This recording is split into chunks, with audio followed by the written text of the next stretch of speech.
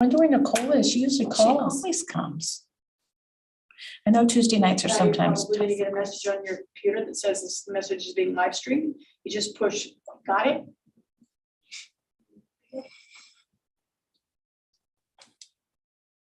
Okay, we're ready. We're on. Good evening. Welcome to our May 17th, 2022 Finance Committee meeting. Tonight we'll be going over our PowerPoint presentation for the budget meeting with our MSAD11 elected officials on May 23rd, 2022. So at this time, I will pass it. Oh, I will ask board members to introduce themselves. What was I thinking? Diane Potter. Jim Lothridge. Becky Fless, administrative staff. Pat Hopkins, superintendent. Andrea Dish, business manager. Jerry McGuire. Say hi, Karen Terry. McGuire, director of technology. Thank you. We have a very tiny turnout tonight. Must be because it's such nice weather. People have Could be. There are fun, games sporty out things to there, do. so. Fun, sporty things. So I'll turn it over to you. Great. So we do have a couple things on the agenda. The primary purpose is to review this presentation, and this will also be used for the budget hearing that will be on June 7th. In addition, we do need to update you on the central office summer schedule and kind of bring you up to speed on a couple things. So I would love your feedback on this. Andrea has provided some information. Angela has provided some information. I've pulled it together. I used last year's as the jumping off point. So you'll see some of it is similar, but we have made some changes and I'd really like to see what you think. So here's, just the opening page. The second page, just outlining everyone. And I realized last year that we hadn't included our student reps. I'm like, oh my goodness. So that was a complete oversight. I also see right now that I have a problem with Ange Pitteroff. There's a dash Randolph. I need to go in and make that a comma to match everyone else. Looks like her name is Pitteroff Randolph. Page number 2. Pitteroff. All right. So all right, page 3. Here, we're just starting to kind of highlight some of the successes that we've experienced over the year, this past year. So we threw in here the information about MSAD11 being highlighted in the White House fact sheet regarding our usage of the American Rescue Plan and how we received national recognition for how we used some of our money. And I would talk a little bit more about how we used it. That was really in the section on increasing some class sizes, hiring some additional coaches, those things. Decreasing class sizes. Decreasing class sizes, hiring new staff in order to decrease class sizes just for a couple of years as we help students transition. So there's this page. The next one was kind of to go along with that. How did we use the COVID relief funds? And remember, we used a lot of it to purchase some additional new curriculum. And so this is an example of one classroom teacher using it with letters, understanding their letters. We've also invested not only in literacy, we invested in math curriculum. So that's what this picture captures. Yeah. Are you going to be doing any voiceover on this to bring out those individual things? I will be speaking in live. I won't be doing Got a it. voice. Okay, that's good. Yeah, I think that way it's just more engaging. That's fine. No, Yeah. I just want to make sure that you were going to be doing something like that. Yeah, absolutely. Voiceover in person, that's great. Yeah, I think every single slide requires an explanation in some I agree. fashion. So rebuilding our community in person, so just kind of highlighting the return of the annual art extravaganza, which I don't know if you had a chance to go. It was so impressive. We have so many artistic students. It's really amazing what they're able to accomplish. There was an example here of math walks and talks. So the students were able to go outside and actually work on their math. Then this is not complete. Okay, this is still a little bit of a work in progress, where we're looking at trying to highlight some of our drama and music productions in our return to in-person learning. The Hope Garden, that was done over a weekend. We had local Rotary, Healthy Communities of the Capital Area. They came in and they helped plant a Hope Garden there at the high school. They did a tulip project. So if you've driven by the high school with this, and you know where the sign is, right, our new sign, and there are all kinds of tulips. That was part of the tulips, and it's around mental health awareness. So there's that. Other highlights, the Seal of Biliteracy that was awarded. Remember we talked, Angela has shared that information with you, and you can see in 2021, when we first started, we had 2 students. This year we had 32 students. Amazing. We have staff recognitions. Rayanne DeSoto was awarded the Paul Harris Fellow Award for her work with the Interact Club and the Tiger Pantry. And she was also recipient of the Spirit of America Award from Gardner City Council. Brett Palmer, this is brand new information. Our own Brett Palmer has earned a 2022 U.S. Presidential Scholarship Award. He was one student out of 161 in the country. So the way it's done is that you have one male, one female selected from every state. He was the one male selected for the state of Maine. Pretty cool. Yeah. That's very cool. Yeah, he's a great, great young man. And then Sean Jimenez, who won first place in Maine in the American Legion oratorial competition. So that's really exciting that he did a great job. And then he went on to the nationals as well. So I thought it would be really nice to kind of kick off with bright spots, some of the things that we're doing to be proud of, and that our staff and our students are doing. Then we go into giving some data. So back in September of 2020, we were down to 1,929 students. And again, we're in the pandemic, right? We had a lot of families that chose not to enroll their children that year. This year in September, we were up to 1,950. So some of those students returned. And in April, I just tried to show a comparison. So in April of 2021, we were down from September by 4 students. This year, we're up by 1 student. And so looking at next year, it's really hard to project what the enrollment's going to be because we don't know about pre-K and kindergarten yet. That's hard, but just a preliminary projection shows a decrease of 7 students. And that would entail, we would have 10 fewer elementary students. We're looking at about 3 fewer middle school students, but we're projecting an increase of 6 students at the high school. Again, very small numbers, but that's when you take, our current student population and just push them forward. We've talked here about the importance of looking at past history around enrollment. And I think I told this committee that I had kept track of that. Well, I went into the document, I updated it, and in the past 10 years, our enrollment has declined by 166 students. So that's pretty significant. Questions on this one? All right, so this is a new slide that I haven't provided in the past. And I thought it would be helpful to know that when we really started digging into our budget process, it was the very beginning of March. The initial recommended needs-only budget, there was no wish list budget this year. It was a needs only, and it came in at a little over 3 million.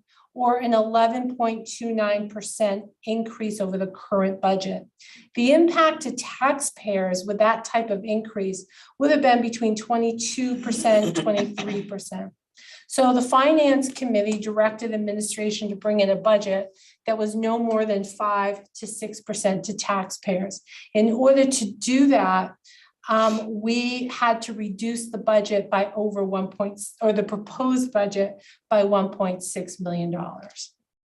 So I think that's powerful, that in order to get where we are, we had to really dig deep and make some significant reductions. And so now I go into what those are. And where it's a need-based budget, not a wish-based budget, then we're gonna do without $1.629 million worth of things that we need. Yeah, we're But actually, Things that we there's things we're having to absolutely- say, we just cannot get what we need. What we need is not what we want, it's what we need. What we need. And so, looking at some of the changes and the increases to the budget, what were the factors? Well, we talked a lot about the salary increases. And I tried to highlight here that our ed tech ones, the starting wage was currently below minimum wage. I mean, we've had to make adjustments this year. And so the new starting pay will be $15 an hour. There's a huge ripple effect for that. There's a cost associated with that, but it's necessary. So that's a significant impact on the budget. Health insurance came in at 8%. That's significant. A 40% increase in energy costs. Another shift is that we took one of our elementary school counselor positions and shifted it to a social worker. Put here, this is from last year, but I kept it just as a reminder that whenever we do an out-of-district placement in special ed, the cost per pupil is roughly $100,000. Do you know roughly how many we have in the budget for out-of-district? I don't know off the top of my head. Maybe that's something you could bring for Monday in case, so that we could share that. That would be helpful. And then we're expanding the behavioral program from 3-5 to K-5, and that is being done. While there's a cost to it, it's relatively small compared to what we would be spending if we didn't have it, because we would be sending additional students out of district. The more we can do in district, the better off we are. Absolutely, And absolutely. we might need And it's to, better for the kids. Yeah, yeah, and we might need to do some explaining to the select people what it means, what criteria it takes to do an out-of-district placement. It's not just something that we Yeah, you can't just willy-nilly. think that we'll send them over there. I think What's the that criteria for that? most folks are gonna understand the cost of wages going up because they can drive down the road and see help wanted signs. On any main road, you can't go 5 miles without seeing a help wanted sign. And labor is at a premium right now. And so we have to be competitive to keep our good, we have some excellent quality people within our system. And if we don't keep them, it'll take years to make it up. and we have not been able to fill all of our vacant positions because of the competitiveness. And we've talked here that even with this substantial increase to our salary scale, there's still some neighboring school districts that are paying more per hour at the top of the scale than we'll be paying by the end of year 3 here. So it's a real challenge finding the balance of what we can pay and making sure that we're as competitive as we can afford. And we never thought we'd be competing with McDonald's. Right, Or exactly. Or right. Domino's Pizza right. or any of those. Yeah. So in this slide, I thought it would be important to really show what those decreases changes are. So like we decreased a half of a person in world language at the high school, a half a person or a half a teaching position in high school science. Before you go off that, can you explain when you get into this? We can't cut a person in half. We have to, it's a matter of shifting priorities, as I understand it, just how we're approaching it.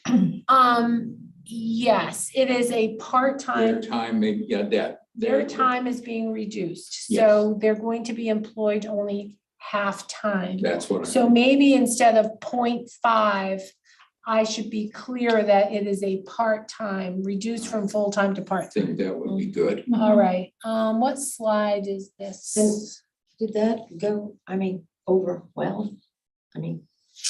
Um, I thought I heard Chad say it's all settled, so I didn't want to ask too much. yeah, I mean, we've worked it out. I think we've worked it out, but certainly one person wasn't in a position where they wanted to go half-time. But, we're gonna see what we can do to support that individual. The other one was in a better position to be able to go from full-time to half-time. There are So, people who like that, yeah. okay. We eliminated a vacant middle school physical education teacher position, eliminated an elementary school counselor position.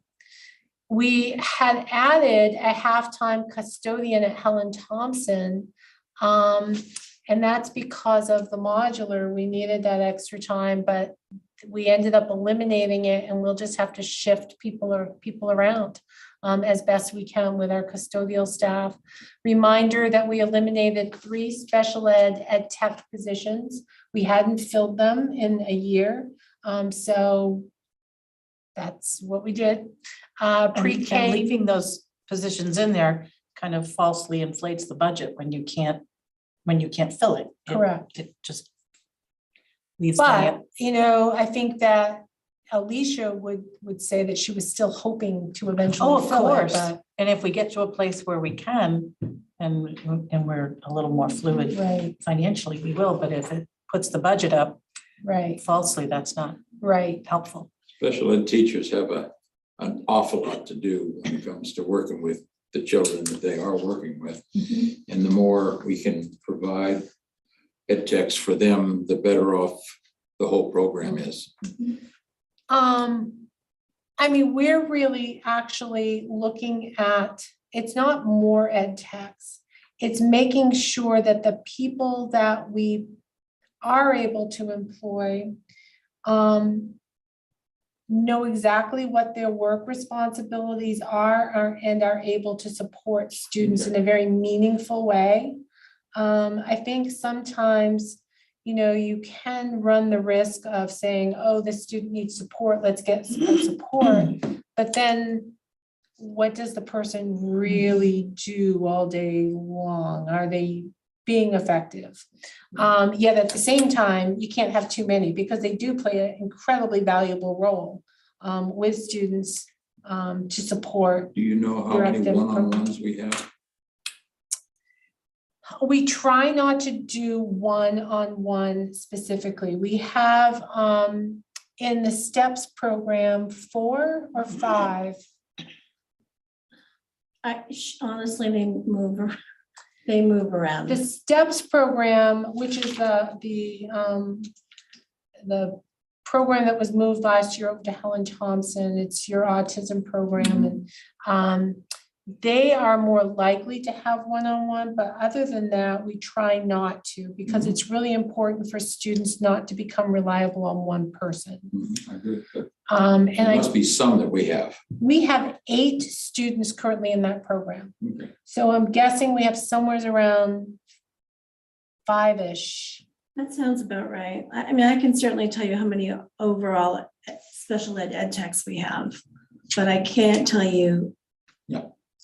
No, I'm just thinking for exactly how clarity, it many are might in be, that program. and a lot of folks don't understand that there are one-on-ones, that the needs are so extreme that they have to have a person there to make the transition, hopefully eventually getting back to in the general. Well, and some of the students who need support, it's not academics, behavioral, some of it, they're health issues. Yes, no, I know. Yeah.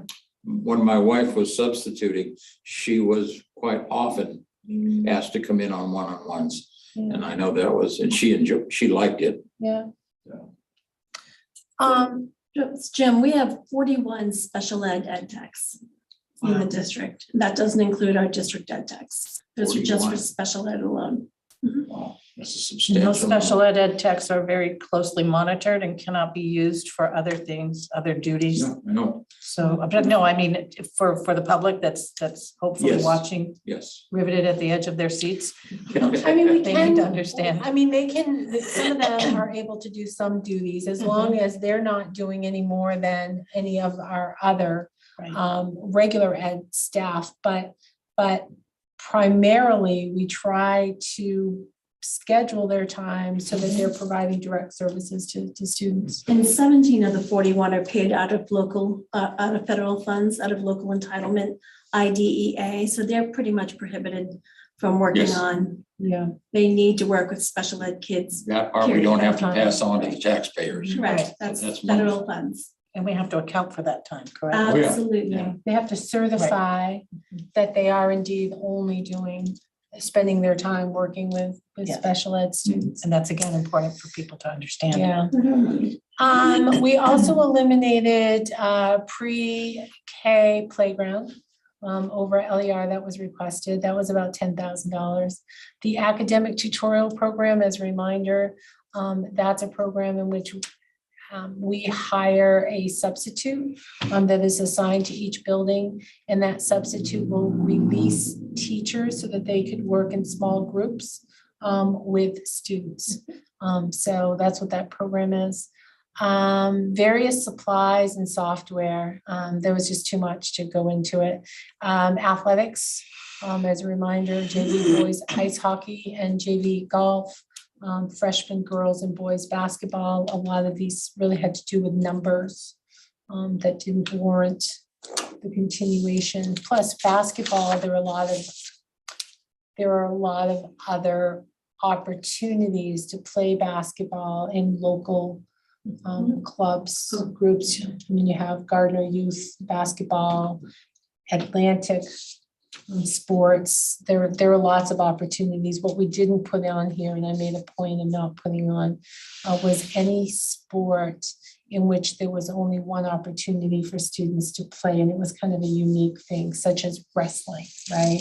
Didn't want to eliminate wrestling or Robotics. robotics or winter cheering or fall cheering. I mean, there's just that one opportunity for a select group of students. So And most of those schools that have 3 teams or have a freshman team are schools that have a much larger enrollment than ours. We're talking about Lewiston and Bangor and big schools where the enrollment is much larger. well, actually, Augusta, Skowhegan, Messalonsky, they all do have freshman girls and boys basketball teams.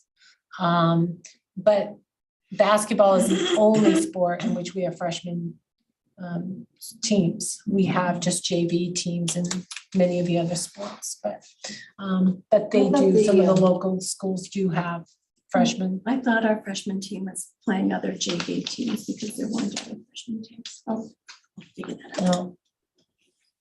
All right, so this one is a summary of the articles. So you can see the increase, okay, from last year to this year. Regular and instruction increased 2.27%. You can see special ed, that increased the most. And then it just takes you through each of the warrant articles and the total expenditure. So the proposed budget is up just under 1.4 million or 5.21%. All right. Pat, can you spend a little bit of time when you're doing this, highlighting the student and staff support? What is the support that we're providing to them? I have an idea what it is, but it might be nice for the politicians and for the public to know, get an idea. Yeah, so student staff support would be extracurricular, No, no? student staff support is guidance, it's library services, it's, it is all of those other things, technology, it is curriculum is in there, all of the other things. Yeah. Other instruction is actually athletics and co-curricular. Yep, And sorry. the reason why that went down as much as it did In addition to those reductions, we had equipment that we had in this year's budget for the turf field that we've since purchased. So that is part of the reason that went down as much as it did. I think that's good. I didn't understand that completely. Then I thought I did, but I didn't. So it would be wise to, if we could. Yeah, I'll work with Andrea. We will tag team on this.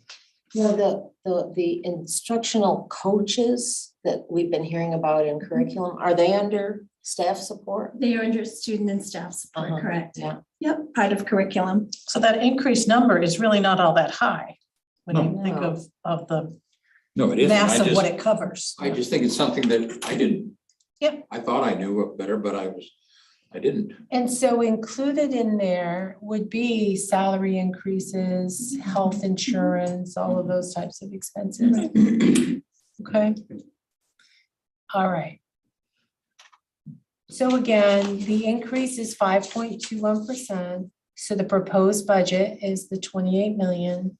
And the increase is just shy of 1.4. Down there, it does say what the CPI was 8.3%. So just to kind of put that in perspective. What that means for taxpayers. I've listed that out per 1,000.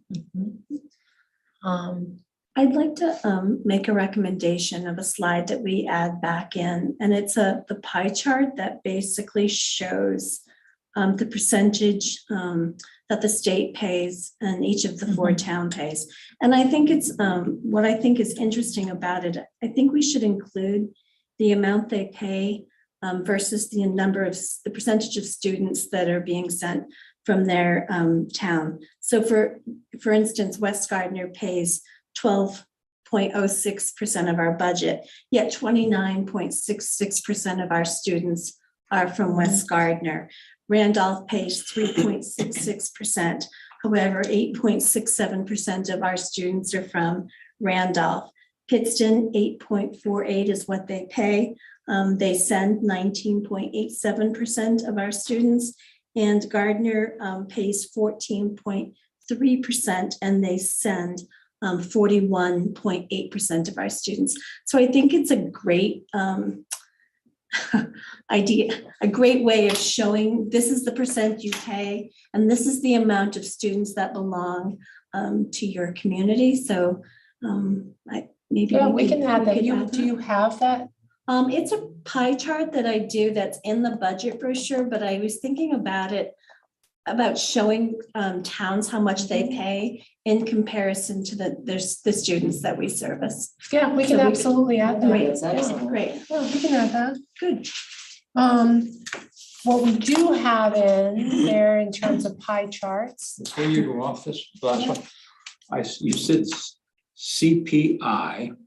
It's a doggone small. I can't hardly say. I missed it. Yes, some of us have trouble. Come on, Jim. CPI Sounds like a increase personal size. a personal issue, Jim. I can do I'm a that. youngster now, I found out. Yes. I told him he's can not the increase oldest. the font size on that. Please do. Okay. All right, so this chart you've seen many times. This is one that Andrea creates, and it is in our budget book that goes out to the public. And it really shows the percentage of our overall budget, how it's broken down and how it's dispersed amongst all of our expenses and costs. Any questions on that? No. Okay. The next one is a new version of something that Andrea has done in the past, and I really like it. So we have historically provided a graph that would show a comparison of how much we spend per pupil compared to other schools in the area and other schools of similar size, and how we compare against the state. So if you look at this, you will see that we're on the far right. And so our per pupil expense is $12,464 per pupil, whereas the state is 15,647. But what Andrea added is the section down below. Those are our warrant articles. And she is showing how we compare to others, not only the grand total, but how we compare with the warrant articles. So, you know, I will say one of the things that really jumped out at me was special education. Because we talk about how expensive it is, and it is very expensive. But we're at 1,900. There is no other school district listed here that spends 1,900. They all spend over $2,000 per pupil. So I found that really interesting. So I just want to further add where this is coming from. While the breakdowns are provided by the warrant articles, this is actually expenditures that are reported to the state based on 2020 and 21 expenditures. So this is derived from a report on the state website. It's not anything I pulled together. If you went to the state website, you would be able to see it. It is actually expenditures by it's student expenditures by expenditure article. So that's what you see. So I just wanted to be sure it's not warrants what we're requesting. However, it's based on our expenditures and their expenditures from previous years as are audited, because they're required to be audited before they're uploaded to the state. And we're all required to report things the same way.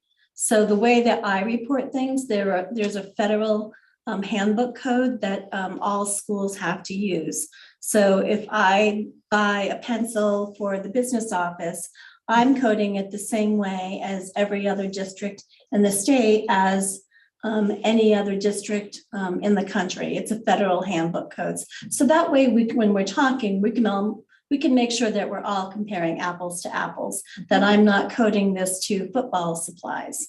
So, and the auditor looks at these expenditures as part of their audit when they're here to make sure that things are coded appropriately.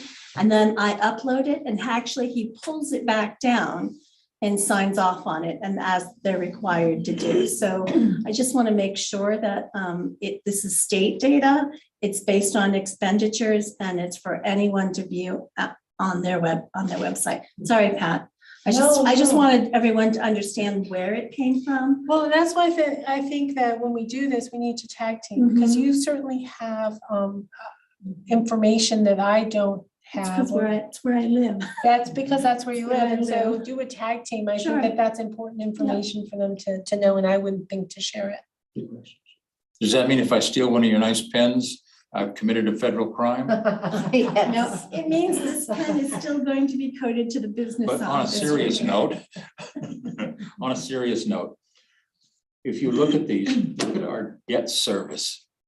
We are good stewards of our facilities and our district. Yeah, we really Look are. at the debt service. Yep. That's why whenever you look at these figures, partially you're proud that we are so careful, and partially I'm not proud because It's bittersweet. I am Yes, going to bring up one that exactly. I am particularly proud of is system administration. We are the second to the lowest in this for system administration. So that's the superintendent's office, that's the business office, and that's the school board. We're at 353.46. And I think there's only maybe one or two, two lower. So it says something about the amount of work that we're able to accomplish with the size office that we have. Yeah, and I know we have Waterville, but Waterville is actually now a smaller school district than ours, right? Their high school has only like 400 and Oh, somewhat really? students. Really? Mhm. Wow. So I think their student population is lower. I think we include Bath because it's comparable to ours, but But I think that this is really interesting and valuable information. I really like how Andrea broke it down. And so on the next two slides, we're trying to break things down a little bit more. These are new slides. So on this one, Andrea went into the state, I don't know where you went, but you went into the DOE to pull out information that helps demonstrate where we actually rank compared to other school districts. And so this is just a sampling, okay? So there are 257 school districts. We rank for per pupil expenditures at 214. That means only 43 school districts in the state spend less than we do. In special education, we rank at 175. So there are 82 school districts that spend less than we do. System administration, what Andrea was just talking about, we rank at 229. There are only 28 school districts in the state that spend less than we do. When you look at other instruction, athletics, only 81 school districts spend less than we do. We're number 81. Yeah. 176 school districts spend less than we do. So I know that there's been a lot of talk about the proposed reductions to athletics. So I'm looking at a comparison per pupil expenditures, right? And it really looks on this sheet that we are funding athletics at a reasonable level in comparison to where we're funding maybe other areas. You look at facilities maintenance, we ranked 127. There are 130 school districts that spend less than we do. Keeping in mind, we know we've talked about the fact that we have our community schools, and it's more expensive to run 4 community schools than if we were running a larger consolidated school. So So our debt would then go up. Our debt- if we did that, our debt would go up. Yeah. But is that helpful? That's wonderful. Yes. Okay.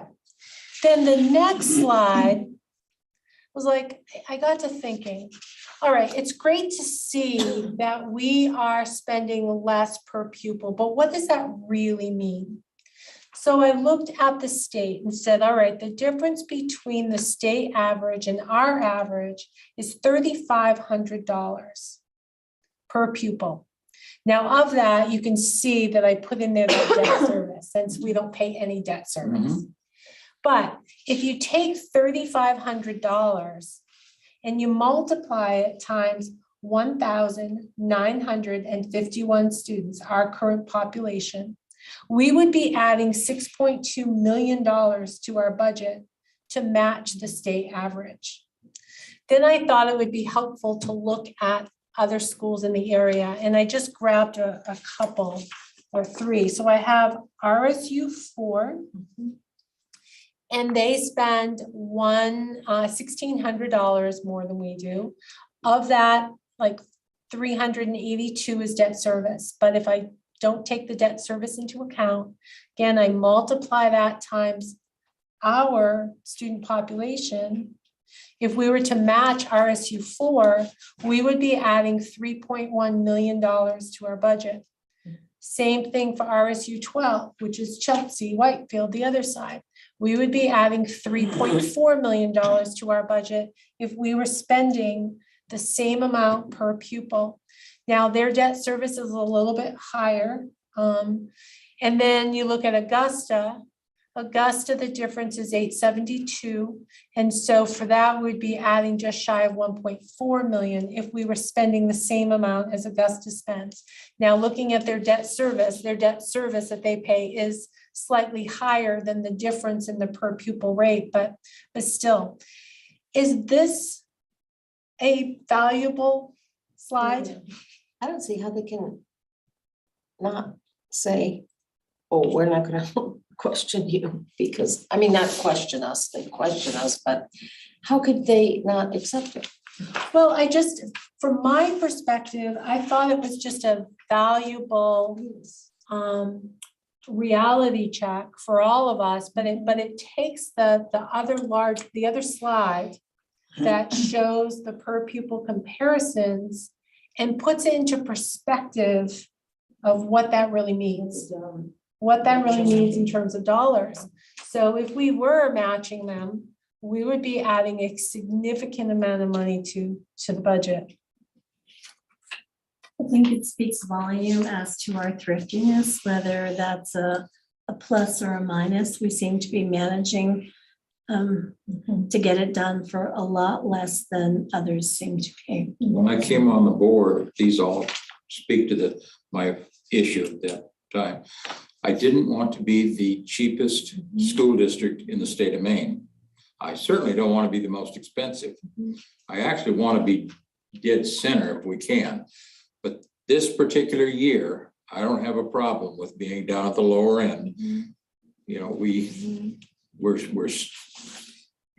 haven't sacrificed any of the quality programs that we have to meet this budget, and we need to recognize our taxpayers, and we want to be supportive of them. So I think we've done a marvelous job. I know there'll be some that won't like it, but the fact is, they come talk to me. You know, I don't have a problem. But if we It's a wanted good to be problem. average with the state, we'd be looking at a $6 million more to our budget. And one of the things that really articulates for us our spending really well is the 8279. And we really have to work within that to create our budget and to spend our money. Communities don't have that. Cities don't have that. They don't have any sort of restrictions of any kind. So when they make their budgets, they don't have all these expenditure articles that we have to work within in order to create a budget that's reasonable. I've often thought it would be a handy thing for communities to have, cities and towns to have something like the 8279 that based off your population, but it doesn't happen, and that's not going to happen in my lifetime. But it helps to shine light in a positive way, I think. But it's our safety net, our guardrail, so that we bear in mind all the things that we need to do in order to provide excellent opportunities for all the little people. Okay, so the next slide just provides a snapshot of the 10-year funding and budget history. So over the last 10 years, the average increase of our budgets have been 2.66%. I mean, there have been years where our budget's gone down, depending on subsidy and other factors, and years in which it's gone up. So the average is 2.66. Local allocation, the average increase in our local allocation has been 2.81% over 10 years. And the impact to our local, their assessment history over 10 years, you can see that. So the largest average has been to West Gardner at 3.84%, and then Pittston at 3.16%, again, over 10 years. And just a reminder, what drives that assessment is valuation. So the faster your town increases, and the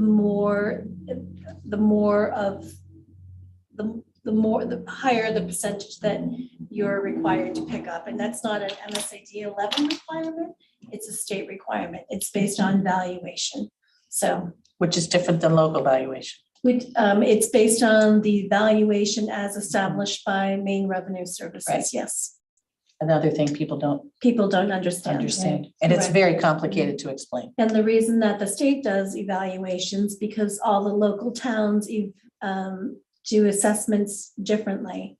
So the state is, again, supposed to be the great equalizer, trying to make up for all of those discrepancies with towns doing their own valuations. So, yep, that's why we use the states. Thank you. You are welcome. Okay.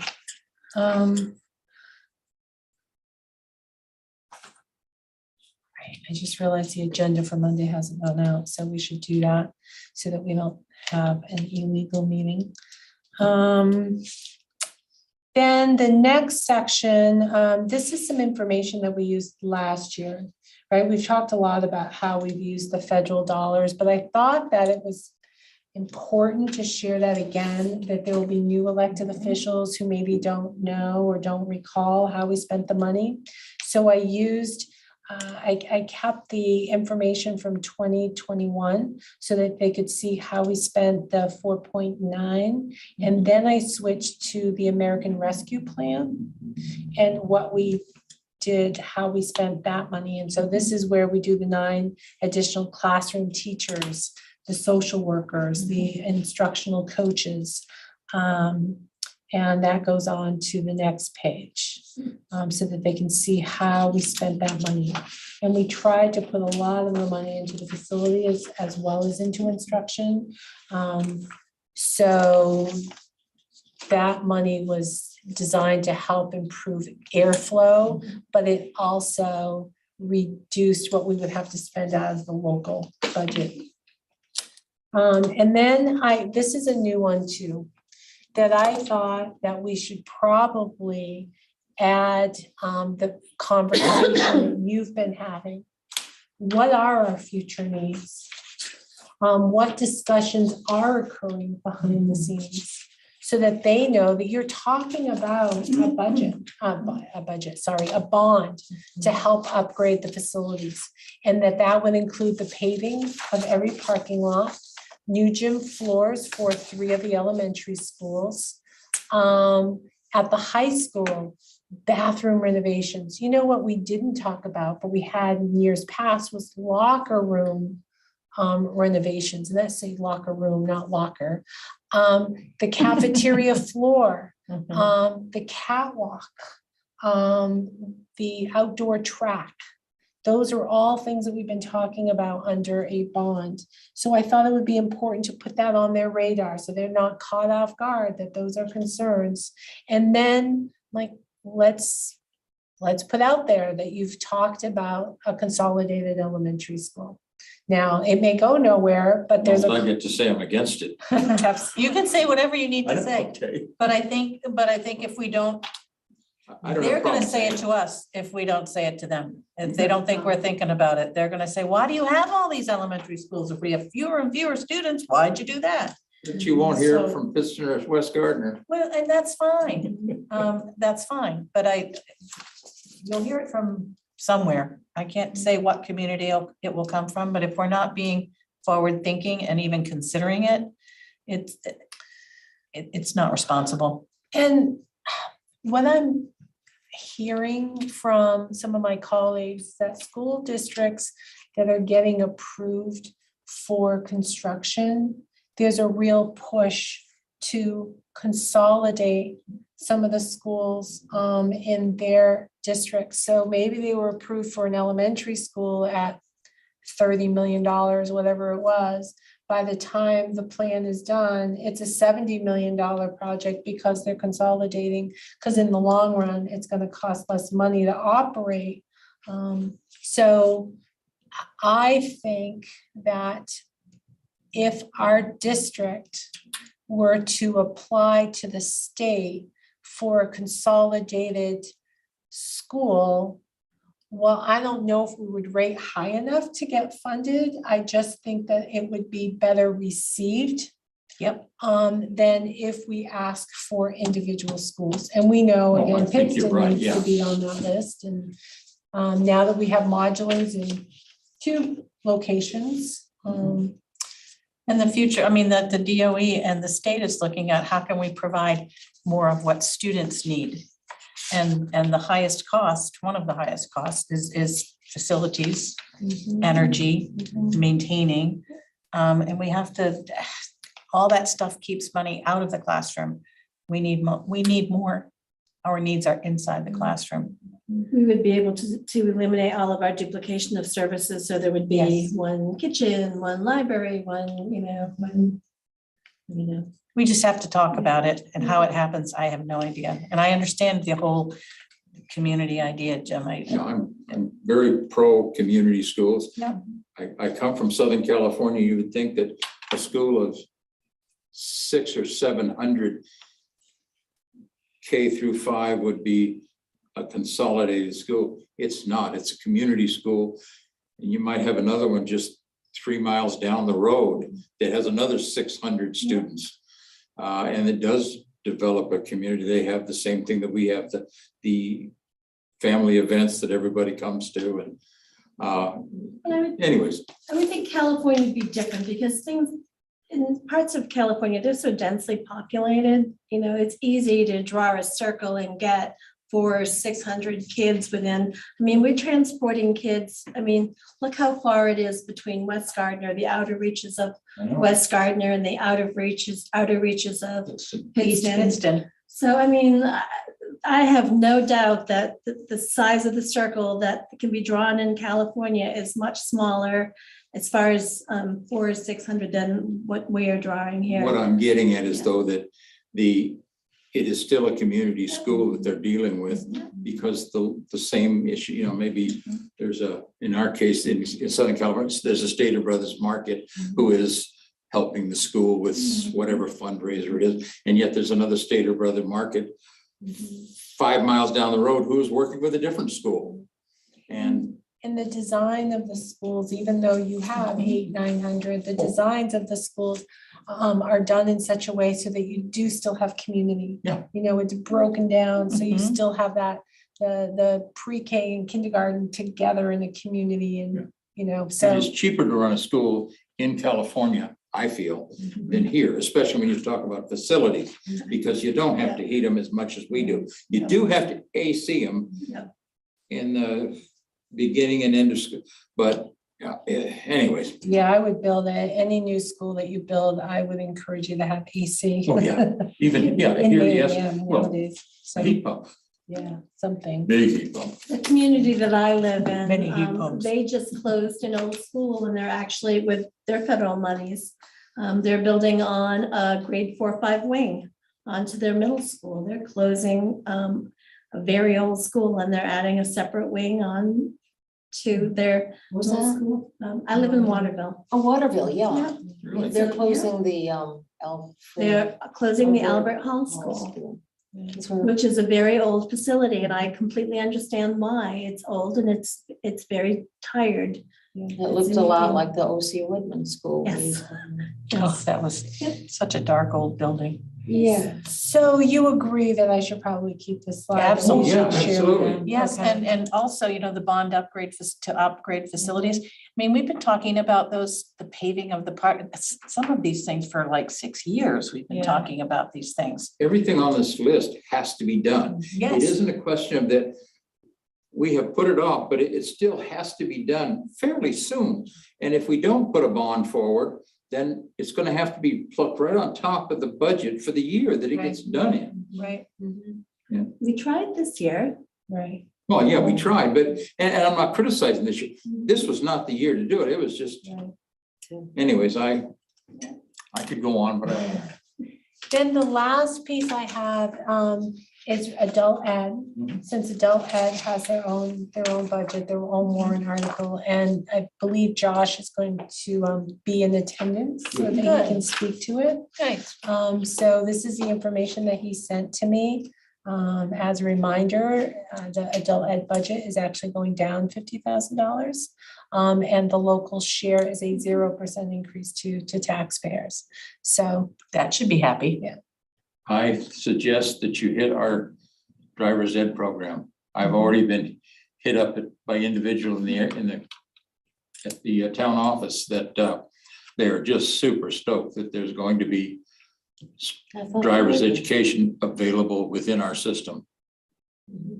okay, And I let me check. explained to with- them how we did, instead of us having to spend $50,000 getting it up and running, we partnered with another organization who is going to be giving us $25,000 a year. And we've reduced our liability and our risk. Right, Yeah. so I will Yeah, speak even with better him yet. and see if we can add a bullet. And just say partnership with Yeah. Roy's Driving School or whatever it's called. So that's what I have then. Nice. So other than the slide that Andrea mentioned, adding, any other gaps that you see that we didn't touch upon? There are 10 out-of-district placements this year, and you asked me how many. There Okay. are 10, I counted. Thank you. Make note of one thing about this whole presentation, and what I really like about it, I feel it's informational. There's no feel-good slides on here. It isn't just fluff and mirrors. It's real hard facts. And, you know, we're not trying to snowball anybody. Speaking to the fact that we think our taxpayers are very intelligent and understand these things. So I'm happy with it. Good. Well, thank you. I appreciate that. So if you suddenly got 500 students theoretically, you know, that costs you something, right? I mean, That but it would also add something. Couldn't if take- we, well, let's just say, if we were South Portland, whereas this year, South Portland, in the course of the school year, got 450 additional students. What do you do with them? That's the size of our school. And you have no budget, no money, because you've already gone out to taxpayers, right? There's no additional money from the state. How do you absorb an entire new building of students?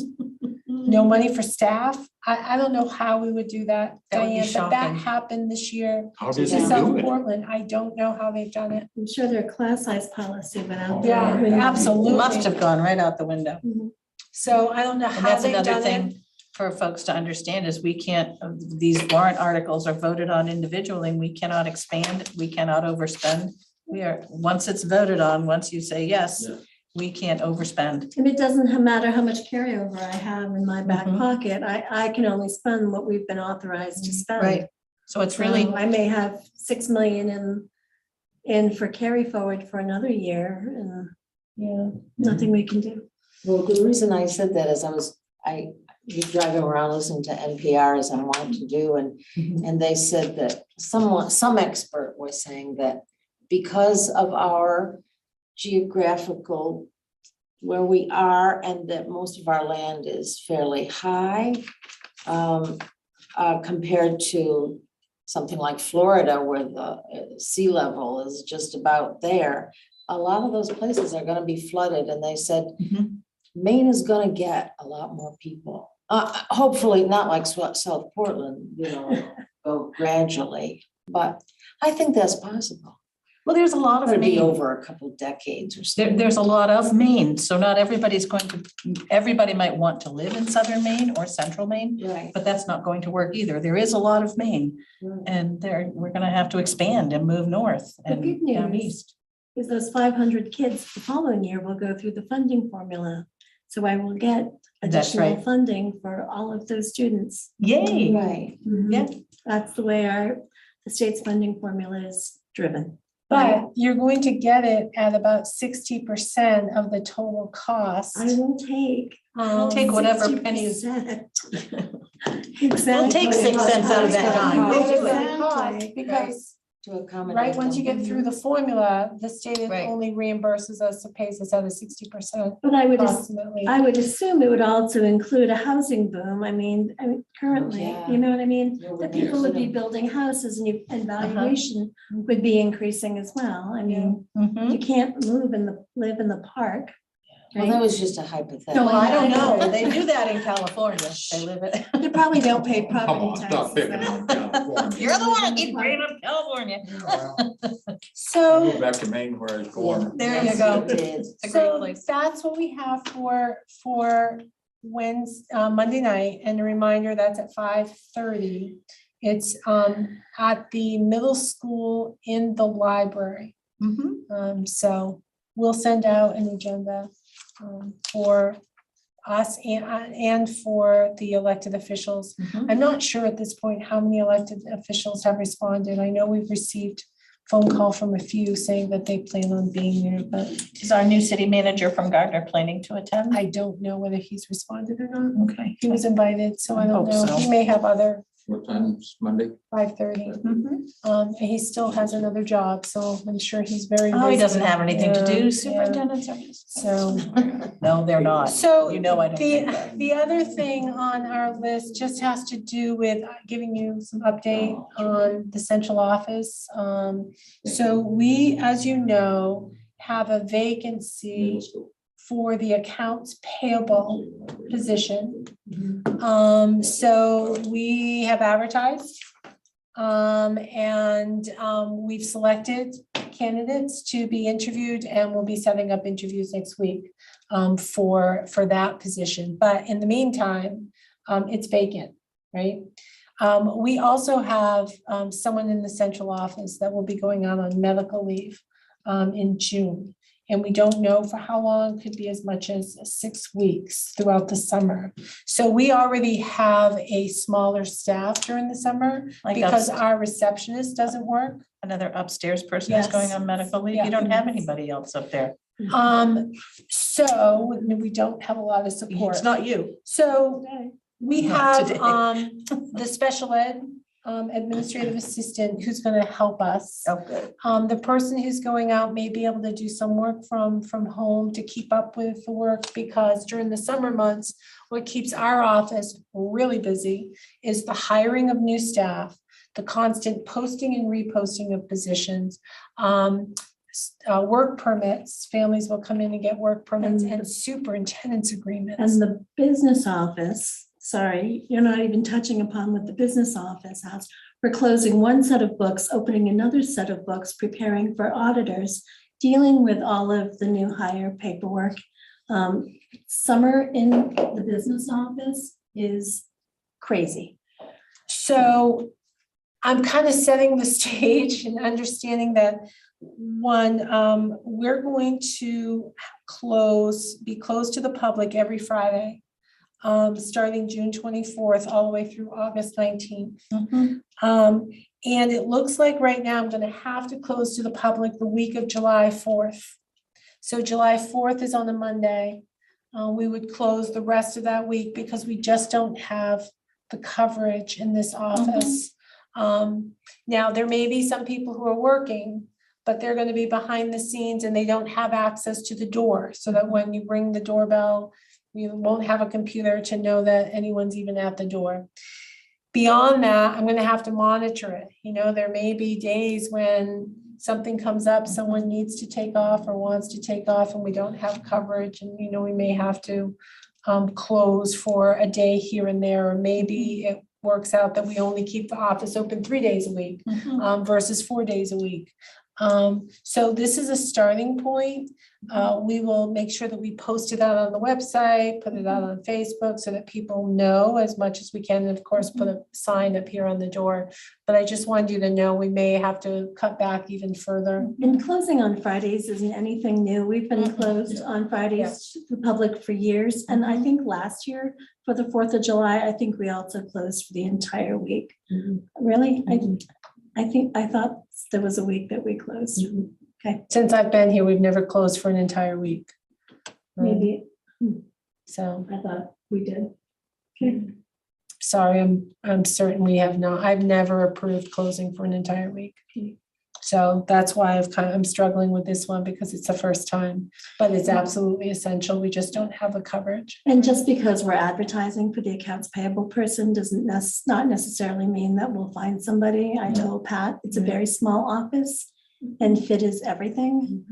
And there's 2 of us up there trying to do the work of 3 and then with another person out more, so. And when you have a new person, it takes a while for them to be able to be in a position where they're confident enough to be able to answer the phone, or when people come to the door, know how to respond. So even though that body may be here, that person may be here, they're not necessarily at a point where they can support members of the public. And while we had a lot of applicants, not a lot of them with the experience that we are seeking.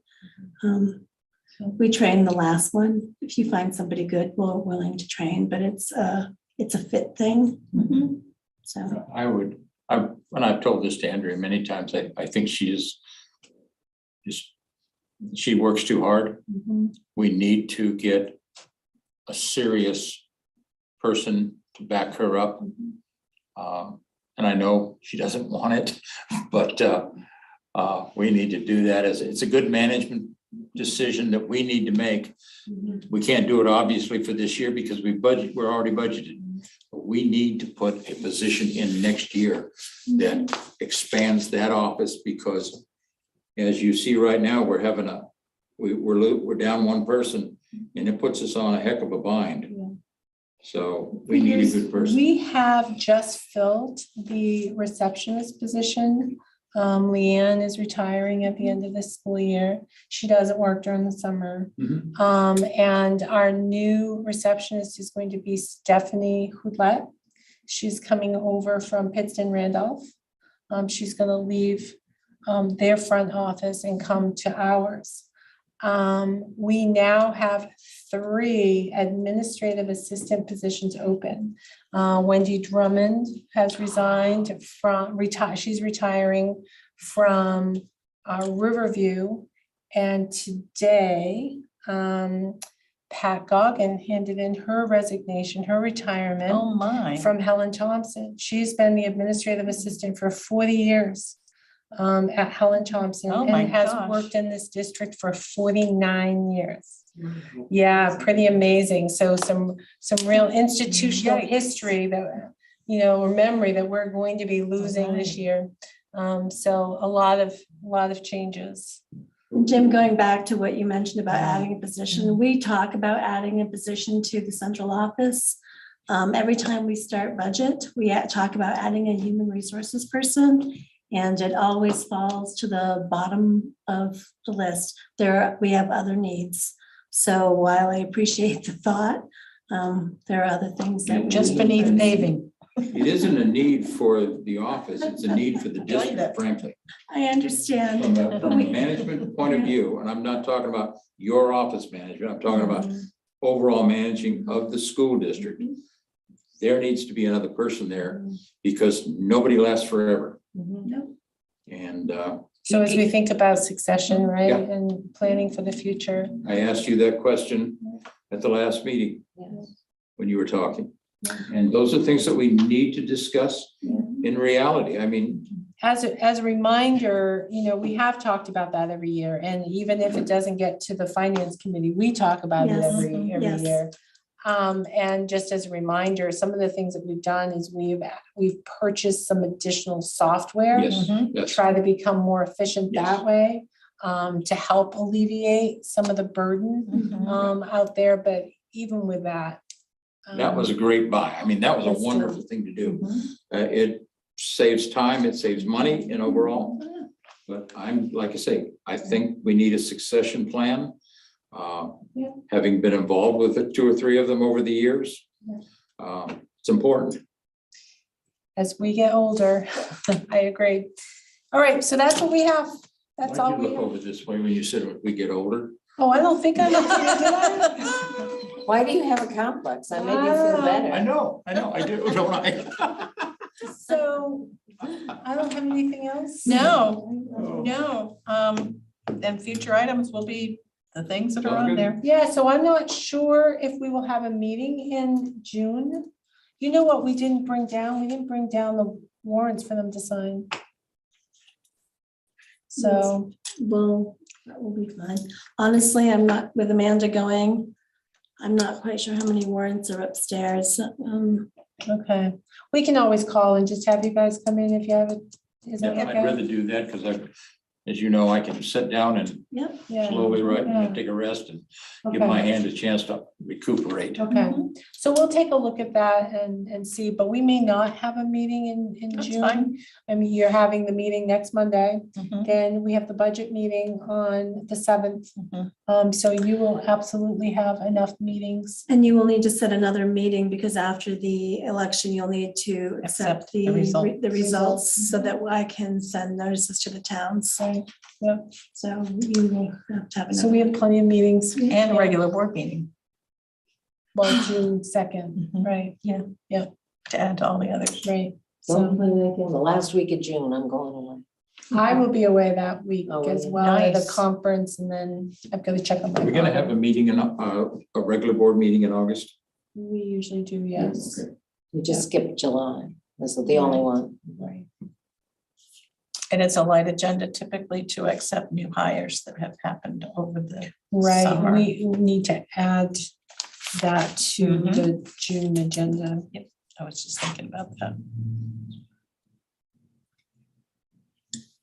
Okay, What's, we're good. what's RSU for? Who are they? Litchfield, Sabatis, and Wales. Oh, okay, yeah, because I saw that on the comparisons. And I do like those comparisons. I think that gives a different way to look at things. And it's a similar size, they're similar sizes to our district. We tried to use either area or similar size school districts in our comparison. So, I like this. Yeah. I was Yeah, very I happy think with it's it. very good. Well, thank you. I appreciate that. That helps. Okay, well. we're adjourned. Great. Yes. All right. Watch me get